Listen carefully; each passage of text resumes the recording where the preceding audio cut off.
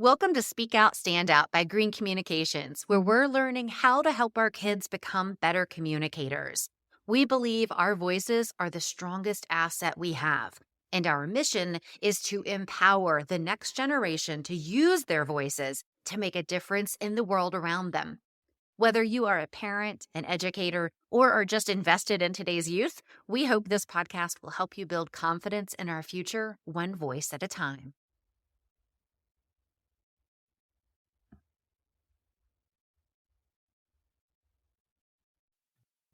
Welcome back to Speak Out, Stand Out. I'm Elizabeth Green, and today's guest is Maria Natapov. Maria is a step parenting expert and trusted advisor to divorce professionals, financial advisors, and parenting coaches.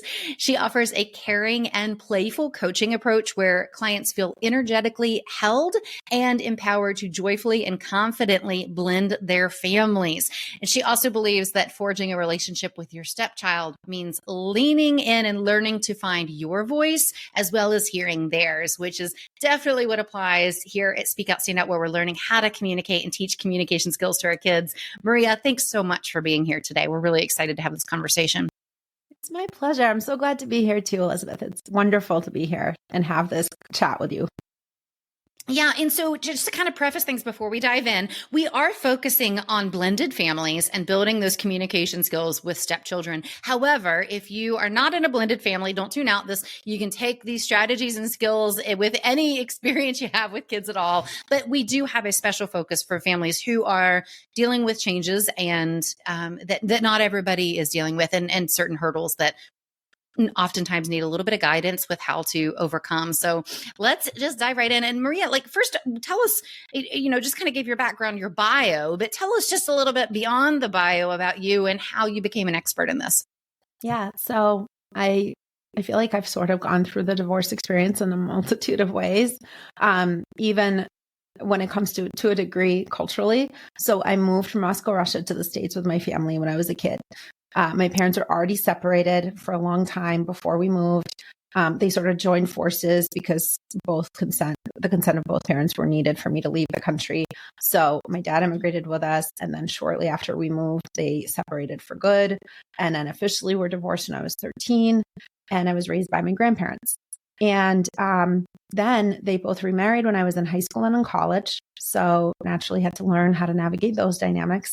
And then I became a step parent now I'm married with my husband, but when we initially met, he had a daughter. So I became a step parent that way.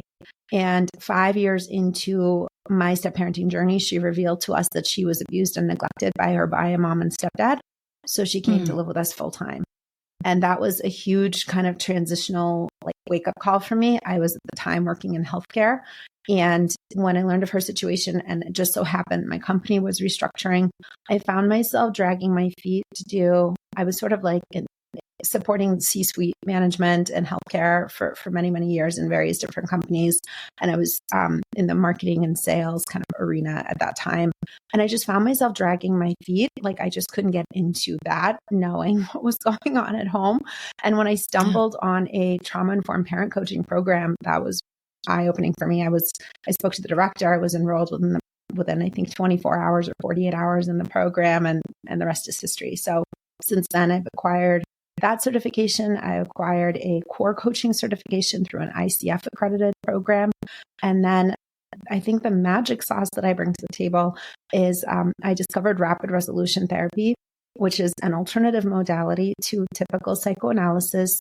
It's very quick acting, because in addition to dealing with how things make sense to our logical mind, which is our prefrontal cortex, which is very linear thinking, cause and effect thinking, we also address the subconscious, which does not respond to information in the same way. It doesn't understand cause and effect. It understands things through storytelling and analogies, and often puts things together that seemingly they're just usually coincidental. But the mind likes to make sense of things and kind of puts things together. So we address those things, which often is the root of what causes stuckness for people. And people may think that, they're choosing their actions or their thoughts or their emotions. And the truth is it's not a choice, not a conscious choice. It all happens. It all is born from the subconscious mind. So that's why this modality is so effective, is because we get right to the root of the matter, is that there's some sort of a misunderstanding, or we call it almost like a misreading of information, causing a little glitch. And it's all in the subconscious. So that is exactly what we address. And people report having just like a weight lifted off their shoulders, and they just have so much clarity and ease and way more energy available to them to move forward in really effective, powerful ways to accomplish whatever it is that they're looking to accomplish.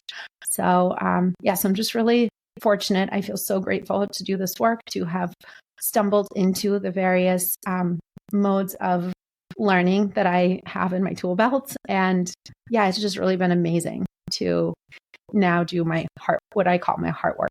That's what it feels like.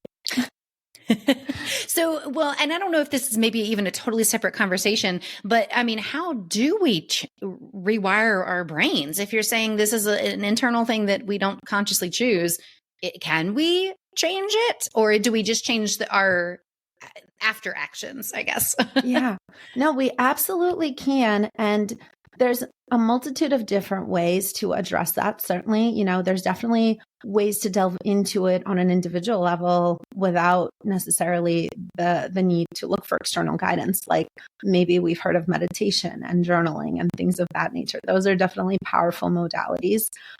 For others, it may be, I like to think of self-regulation as a really core piece of being effective, right?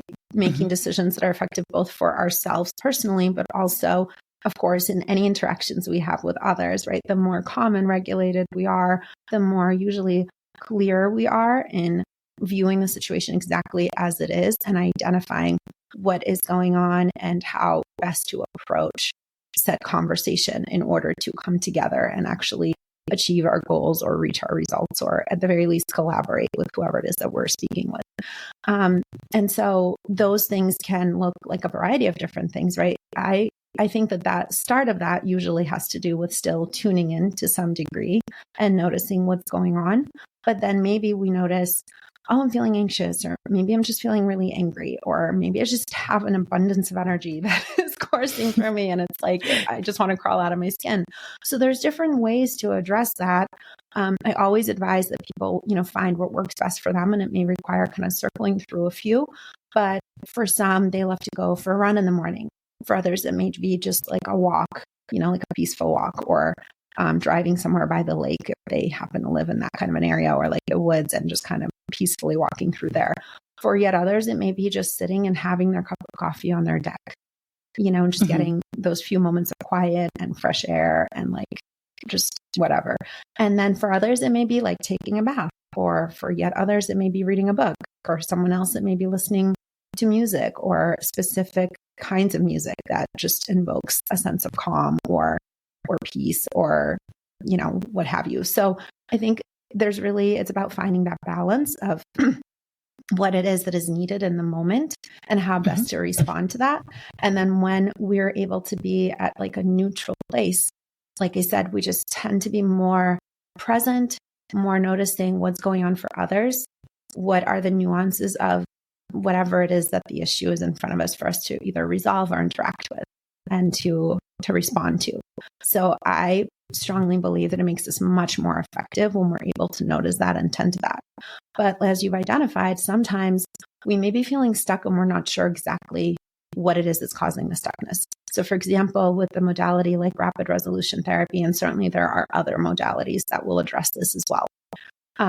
It has to do with like maybe we're identifying something that is keeping us back, or like either we're feeling an emotion and we just can't seem to get out of it. For example, people who may be going through a divorce or separation, or are about to go through a divorce, maybe they're stuck in resentment and anger. Perhaps their partner cheated, right? Or something, like that. That is, people tend to have a really strong negative reaction to something like that, which is completely understandable. Nonetheless, though, feeling that way and being stuck in that emotion and in that state is not beneficial, because there's lots of decisions that have to be made. There's lots of changes that they're about to undergo. So what is going to be most effective for them?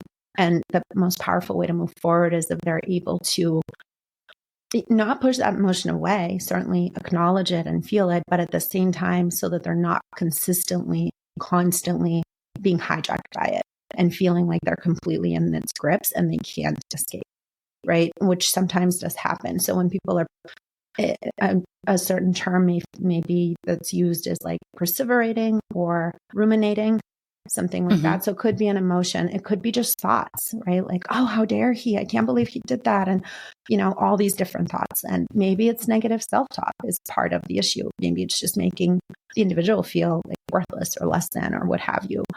It can really manifest in a variety of different ways.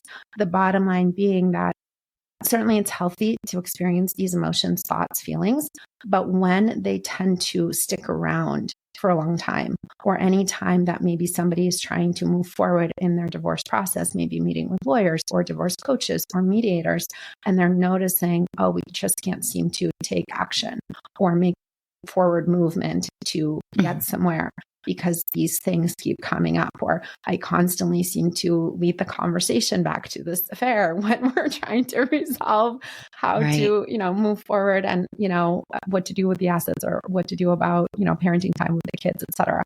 So that's when it would be effective to invoke the help of somebody like myself, because clearly we're now in an area where they're not able to identify what that little blip is, right? They're not able to kind of break that cycle. And that's where something like rapid resolution therapy would be extremely beneficial, because it's powerful, fast acting, it's painless. We actually, believe it or not, have fun, even sometimes when dealing with pretty painful subject matter.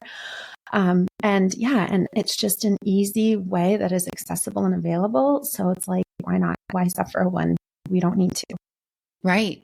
And if we're not careful, then ruminating, I think was the perfect word, in those feelings or emotions are definitely going to affect our kids, right? Yes. And the way we're communicating with them, and ultimately the way they're learning to communicate and deal with things in the world around them as they grow.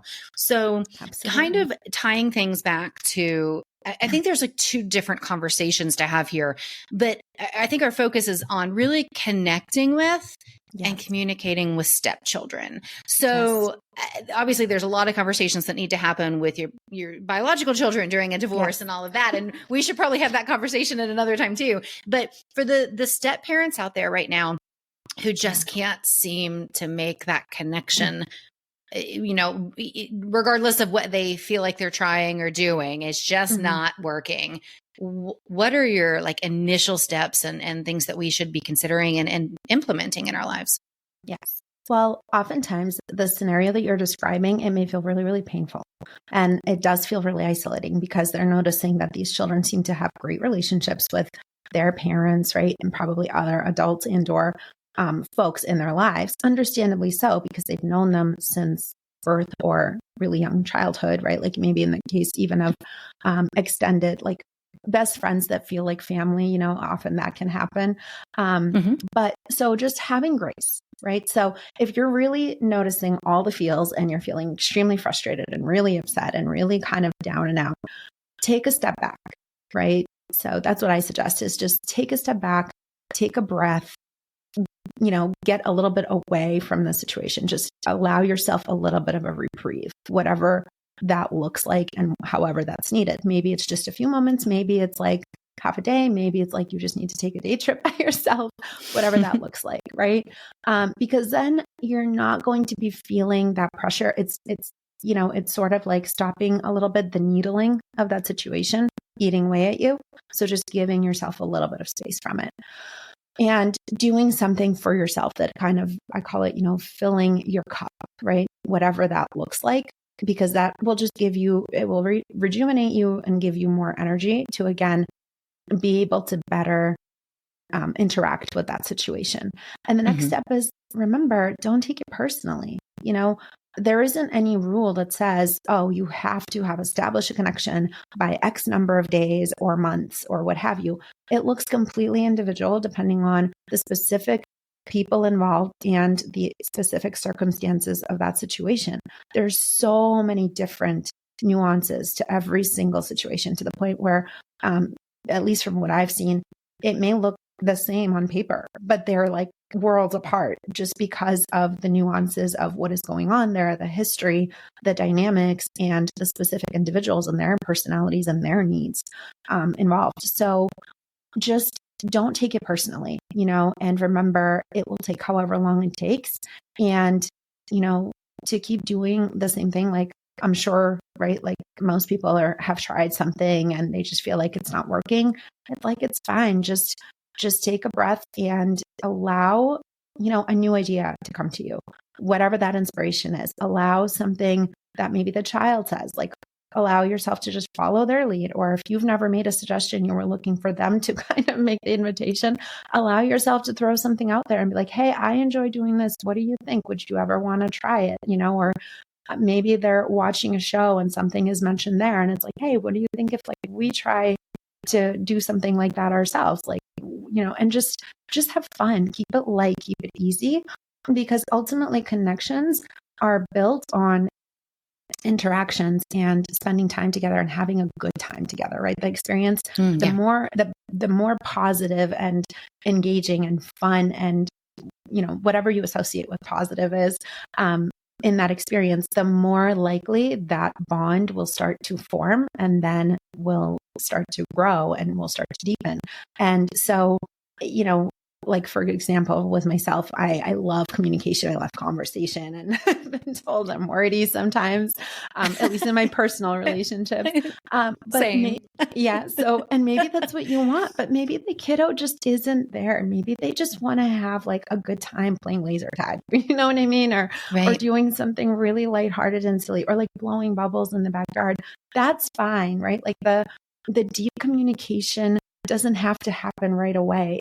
It doesn't mean it will never happen. You can get there, but just allow yourself to have small moments of positive, light experiences that feel good to both, that are not pushing either one of you beyond your comfort zone or whatever feels, comfortable and easy.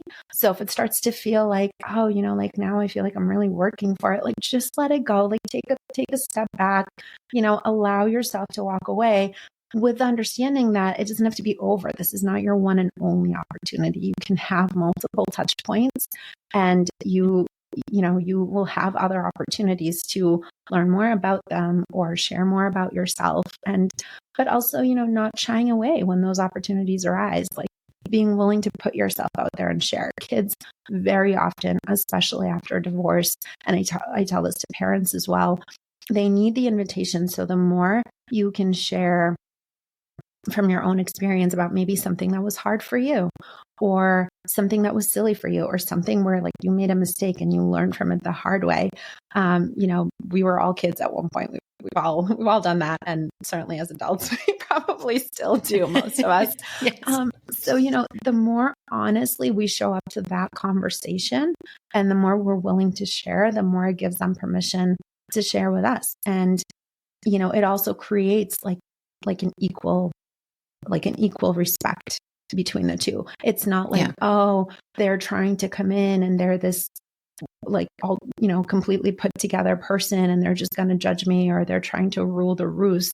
It's really just about those authentic moments of communication, and just being easy. And for sure, one big thing not to do is to create all the rules and be rigid and kind of come in trying to discipline or be the parent, because that tends to never work out right. They're not usually open to that and they're not ready for it. And so it gets misconstrued as, oh, you're kind of either taking over, trying to replace my mom or my dad, or, who are you to tell me what to do? Why do I don't have to listen to you? So it just creates tension as opposed to fostering that ease and connection and the bonding, which will lead to possibly allowing room to eventually step into more of the other aspects of, what it means to be a caregiver, but just treading lightly and not looking to start there, more looking to really build, just like you would with a stranger, right? If we were going to meet an adult, we wouldn't try to tell them what to do and discipline them or point out their flaws. We would be trying to foster what are the common interests, right? And trying to build from there. So yeah.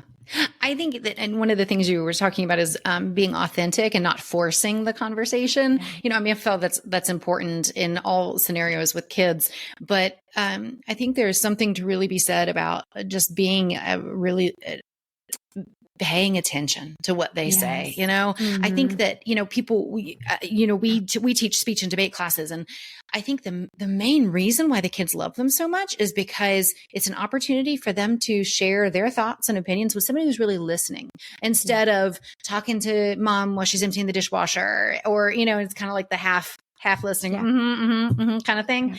So I can see that being exceptionally important if they're to the point of talking to you about lighthearted things or anything. Yeah, absolutely. And humor goes such a long way too, right? Whenever you can lighten the moment and just throw in a joke or make fun of something, but not in a demeaning way, but just in a way to lighten the mood. That's always a great way to break the ice. And, even in moments of tension, to just keep it lighter and kind of just give permission for things to flow. It doesn't have to be so serious. Yes, the stakes are high usually, but we don't need to keep that at the forefront of every single interaction. Right. So what about, you've said, don't take it personally, right? Don't try to step in and with a lot of rules right off the bat. Are there any other don'ts that we should be keeping in mind in this situation? This goes a little bit beyond the step parent to the parents as well, but it is always advisable to, before meeting the children, right? Before introducing a new partner to the kids, it's always a good idea to kind of forewarn them a little bit and feel them out, feel out the temperature and say, hey, that your dad and I or your mom and I are divorced or separated, whatever the case may be. And, one day I would like to date. What do you think about that? How do you feel about that? And, oftentimes, again, that too requires multiple conversations, because it's not like kids are just going to pour their whole heart out to you a lot of times and tell you every single fear and thing that they're worried about or that they don't want to have happen. So just, but really creating that space. And the other piece I think is really important to your point of deeply listening and being truly engaged and present.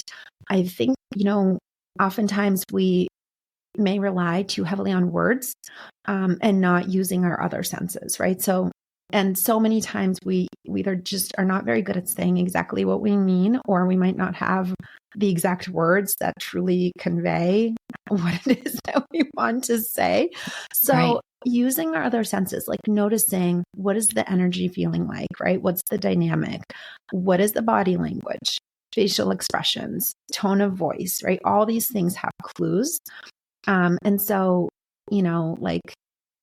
just really tuning into the nonverbal stuff. And if you notice something, again, kids usually won't share directly, but we can ask. So it's I don't know, it feels like maybe you're not, this is not really a comfortable subject for you. Would you rather not talk about this right now? Or is there a better time for us to have that conversation? Do you maybe want to take some time to think about this question? Offering them those options will be really valuable, because when you present the option, they can recognize that maybe that's useful, but it may be hard for them to vocalize and identify and be able to communicate what it is that's needed in that moment, and just having options for it to take longer, options for it to not have to be hammered out right now. And the beauty, though, is that when we introduce these questions and these topics, even if they're not thinking about it, maybe they're not ready or they just haven't even given it any thought, now you're orienting their mind to that concept. So now they're going to think about it. And so when you then also invite, do you need some space? Do you need some time? Should we revisit this, later this week or tomorrow after dinner or what have you? Now you're giving them some time to identify how they're feeling and get clear on that. And then you're letting them know, we're going to be touching base about this again. So then you check in again. And who knows, maybe more time will be needed, maybe not. But the bottom line is you're being respectful and inviting them to the conversation rather than making assumptions or just telling them, hey, here's the deal, you deal with it. Right. So things always go smoother when it feels like there's a choice, and when it feels like there's kind of forewarning and there's time to adjust to something new that is coming. Yeah. Yeah, for sure. So one other question, I feel like, and I am not in a blended family and I didn't grow up in one, so I can't assume this, but based off of TV, which of course is never a good example, I feel like a lot of step parents will at some point hear "you're not my mom" or "you're not my dad. You can't tell me what to do." And I know that you said earlier, like, we want to be very careful about setting up any rules in the beginning or trying to prevent them from feeling like we're trying to be that person. But if we do hear that, and besides not taking it personally, what do you suggest in that situation for a step parent to do? Yeah. Well, I think the key to remember is every behavior is communication. So they're just letting you know they're upset. Maybe they're upset having to deal with this whole scenario. Maybe not. Maybe they're just feeling sad and hurt. Maybe they're missing their other parent. Maybe it has nothing to do with this and it's something else that happened with their friends. And you're just lucky enough to now get the brunt of this reaction. But so again, I would say, reflective listening is a really powerful technique that I often recommend. And what it looks like is, oh yeah, I hear that you're pretty upset right now. Did I say maybe if it feels right, did I say something that's upsetting, or would you prefer to have some space? Maybe we could chat later. And it depends on the age of the child, because if you're going to hear that from a 6-year-old, that's, that may be too many words. Maybe it's just like, I hear you're upset right now, and sometimes just repeating that and giving them some space, but also giving that undivided attention, as we mentioned, is really powerful, because after a little while of being mad, they may start talking. They may start just opening up, right? So sometimes it's literally just being there, being present, being willing to be in the uncomfortable emotions and not like throwing up your hands and walking away.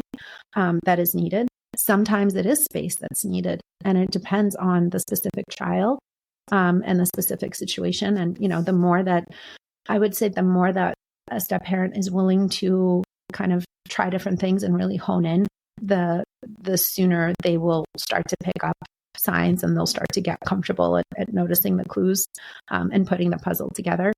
But yeah, just so I guess it kind of goes along hand in hand with don't take it personally, but just to give a little bit of a broader understanding. Oftentimes it's just they're trying to communicate something, and that's the best way that they know how.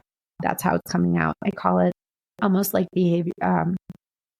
behaviors coming out, like communication coming out sideways, like because it's coming out through a behavior as opposed to through telling you, oh, I'm really sad, or I'm really angry, or right now I'm just feeling really hurt because I miss mom or dad. And, this is confusing for me. This is frustrating for me. I heard you guys arguing the other day. Like, it could be so many different things for kids. Right. Right. I think that's so important to kind of go back to. They don't know how to communicate these things unless we teach them. Exactly. And by naming emotions and giving them, the opportunities. And like you said, in the reflective sense too, I can tell that you're upset right now, like naming that emotion and letting them feel like it's okay to feel that way. And then obviously, hopefully at some point working on the reaction that comes from those feelings, right? Which is a whole nother thing. Yeah, absolutely. And the thing is, basically, once they are calmer or things feel calmer, being able to debrief with them, because at that point it will be helpful, right, to review, excuse me, what were you feeling? What was going on for you? What was really hard? What could I have done better? What do you wish would have been different? Because maybe it's even having to do with our own behavior. Like, most of the time kids can recognize that too. Excuse me. Just maybe usually not directly in that moment, because they're activated. And when we're activated, our prefrontal cortex is not online. We're in our lizard brain, our fight or flight, and our emotional mind. Yeah. Yeah. And definitely not the time to really be able to connect. Right. And so you're able to reset and re-regulate. So, well, this has been really helpful. And I know that you focus on this and you help families all across the United States work on communication and growing strong relationships in blended families, particularly. So, Maria, I know you have a quiz that people can go check out on your website, Yes. and you also offer coaching. Tell us a little bit more about that. Yeah, absolutely. Yeah, I have coaching programs, and I also have, for example, I have a workshop that I'm going to be putting together soon online. And, there's going to be other opportunities like that where people can get just a kind of a quick dose of some effective strategies to use. They can also connect with other step parents who are facing similar challenges. There's some group work. There's some exercises for us to experience the power of, which is really, really fun. But then there's also, I do one-on-one coaching packages. So we really focus on 4 pillars, I would say, which is helping the step parent to identify and strengthen their own boundaries and values, getting on the same page with their partner, which is super important. And then, of course, building trust with the stepchild or stepchildren and building community with the extended family, including the ex-partner and any other, grandparents, aunts, uncles, family, friends, what have you, to the degree possible. We explore all of the ways that they can foster those connections to support themselves and the children in the family. That's fantastic and so important, right? Because it's a situation that you have to, if you're in it, you have to navigate it, and obviously want to do it with the best interest of the children in mind. So it turns into a positive situation for them and not something they look back on in a different form. So getting guidance on that, I think is absolutely key, and early on, right? Do you? I guess you coach people at different stages, but absolutely, even like when do you suggest, obviously we probably don't want to wait until it's like, oh man, things are not good, right? Yeah. It's more like preventative is the idea. That's always a good thing if you can do it. Sometimes that's not possible, right? I meet my clients exactly where they're at. Yes, to your point. So one thing I want to touch base on is I think of step parent as a really loose definition. I don't necessarily think of it as just people who are married. I think of it as if you're dating somebody who has children, you're kind of a step parent, right? You're like on your way, you're entering the equation, you're encountering a lot of the same challenges and or things. And even if you haven't fully met the kids yet, ultimately you're in the picture, right? Like usually they hear about you. You're hearing about the whole dynamic, you're hearing about the kids, you're hearing about the ex. So it's really about setting you up with the best possible foundation as you enter, right, this whole situation.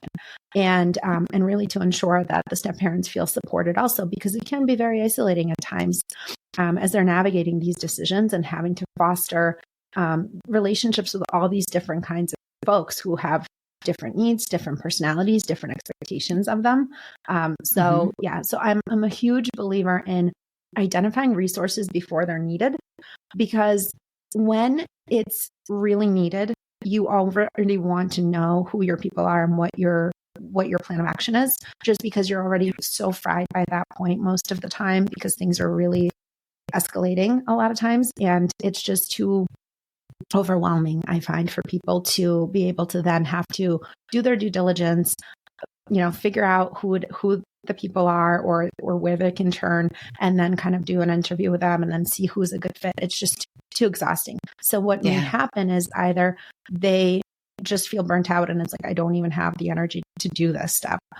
So then maybe, unfortunately, it's possible that, things can fall apart. It ends up having another breakup, and which is really devastating for the whole family and the step parent, because oftentimes they've already invested a lot of time and energy into that situation.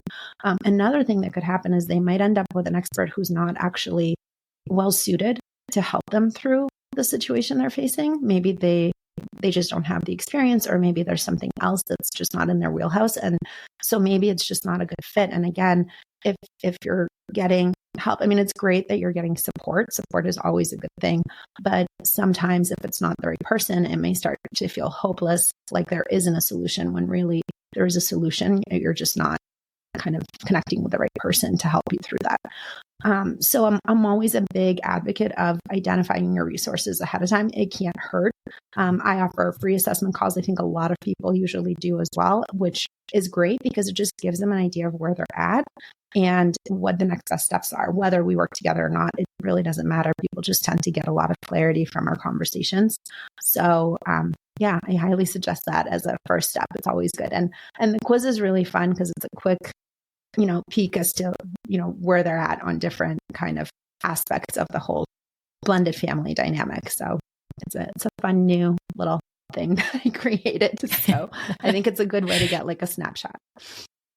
Nice. All right. Well, and we will definitely be sure to link to that and your website and all of the socials and all of the things in the show notes so people can certainly reach out to you. So if you are navigating this, you don't have to do it alone. That's the core message. Hopefully you've been able to glean some interesting facts and tidbits today that will guide you, but definitely take advantage of support. It's out there for you. So check out Maria and her website, and what you're doing is very needed and I'm sure helping a lot of families as they move forward in a different direction than what they expected. Thank you. Thank you so much, Elizabeth. It was really great to speak with you today. I appreciate you having this conversation with me. No, glad to have you here. Thank you, Maria. Thank you. If you are looking for more ways to build communication skills in your kids, grab our free mini lesson on how to craft a polished and professional speech out of thin air, along with 52 fun prompts so your kids can practice every single week. You can find that along with info about our upcoming public speaking and debate courses for kids at greencommunicationsedu.com.